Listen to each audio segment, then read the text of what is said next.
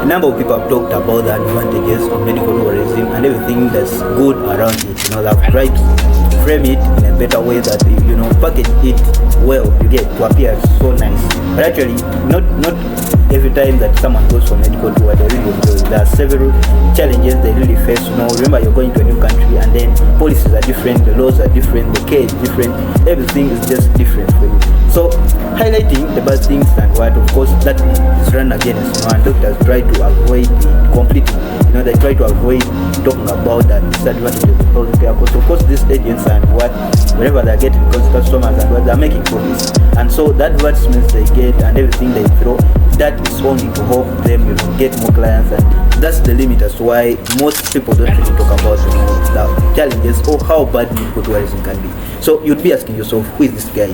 Tell me about this. My name is Yaledi. I'm a medical student and I'm in my final year. I try on this channel to learn more and share more about healthcare finances, how you can manage your healthcare finances, so as you can deduct medical costs. Medical costs have been a number one cause of bankruptcy, and family disputes all over the world. Everyone everywhere has been challenging with this.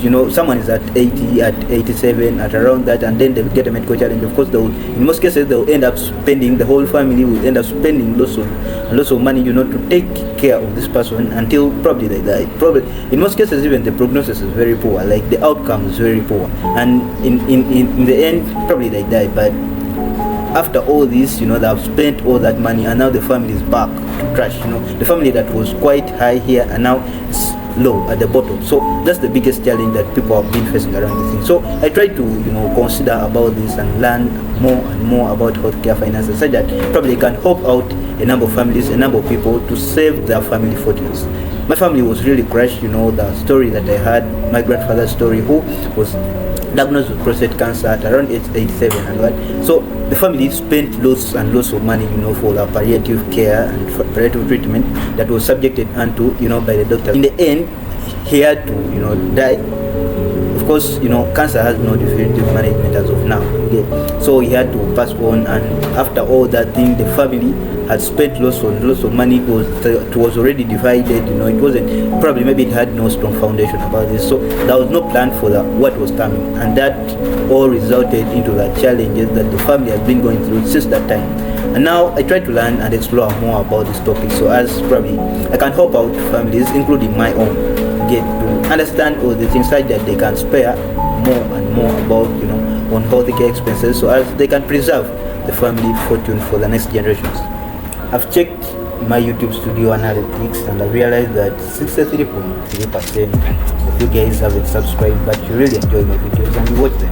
So I don't know, I'll call upon you, please do me a favor and then subscribe, so as maybe that motivates me just get time, free time, just from my daily thing as a medical student, and of course, and then try to learn more about this that I really share with you guys.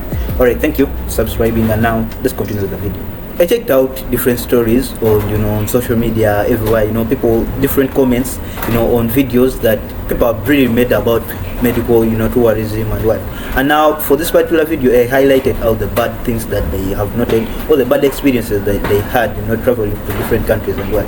So this one was really a particular story that touched me. Of course, there were many other stories about this, but this one was a story of a man. I think he was around 46, 47 around there, who had to travel to India for cardiac surgery. I think it must have been complex cardiac surgery, of course. So when he reached there, he hadn't moved with a companion, first of all, and he faced several challenges. I don't know, probably he hadn't made prior research about this topic and tried to understand more about it, or even the agents that he was working with, probably he just trusted the process and they did everything for him.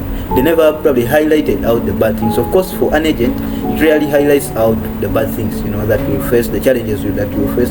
It only gives you the advantages that you have, so as probably you be a potential customer. Of course, in most cases, when they tell you the really bad challenges and the things that you may face, you may consider leaving out and probably changing or receiving care from home or from another country, just like that. But for this case, I think he wasn't told enough information about this. So he went alone, and now when he reached there, he needed to get a companion whom they had to come back with. Of course, they had these other things, getting a visa for them, changing SIM cards, exchanging money, currency from the dollars to the rupees and what. So the entire process was really so complex for him. And not only there, I don't know, he had some challenges still with stay and the plan that he had made. He had planned, I think, to stay for 2 weeks. I think that's what he was told for this case, but instead he ended up staying longer. I think it was around 1 month and a half, you get, which wasn't his plan. And he was sharing this, just sharing his experience of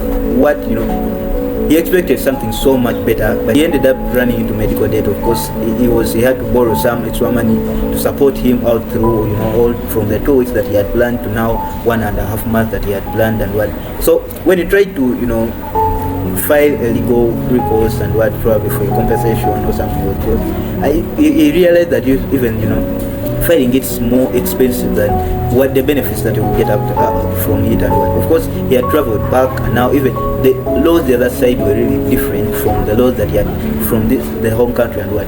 He never knew the lawyers, or he wasn't connected to the lawyers the other side. So he had to just swallow the pain and probably get a hard experience that he had at that point. And this just gave me like a learning point of what you really need to highlight about this. So when you're trying to travel, at times you need to do something that's so important. You get, if at all you're able to get everything in writing, try to understand everything, what you're going to move, what you're going to do there, and then which care you're going to receive and everything that's associated with that. And then try to make extensive research about this topic and where you're going, which doctors you're going to have, which the surgery that you're going to have and what.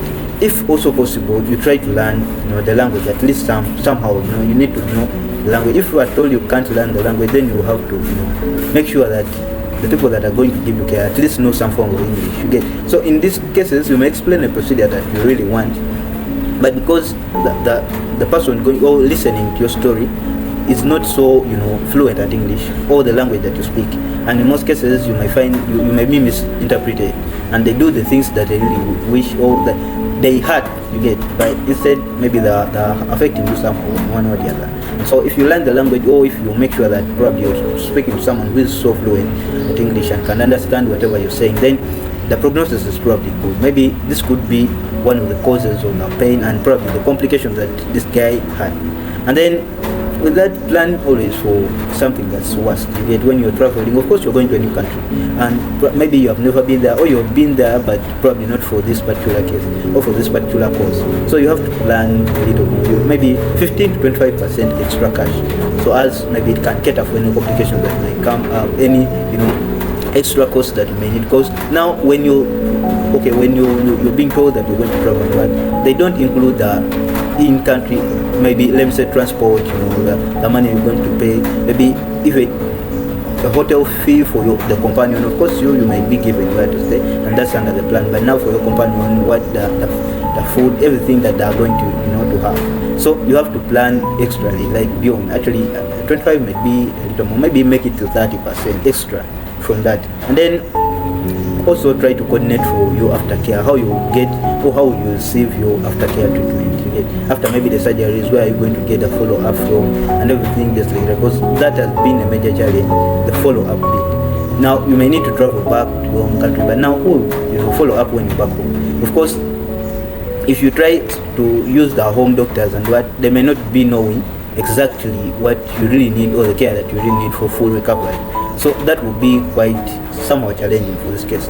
And then many other things that have been done. Then you also, if you're able, you plan to stay quite longer, just as I said, maybe you include a 15% or 25% extra cost, and maybe that would be so much good for you and probably make the stay there a little much better. You get that.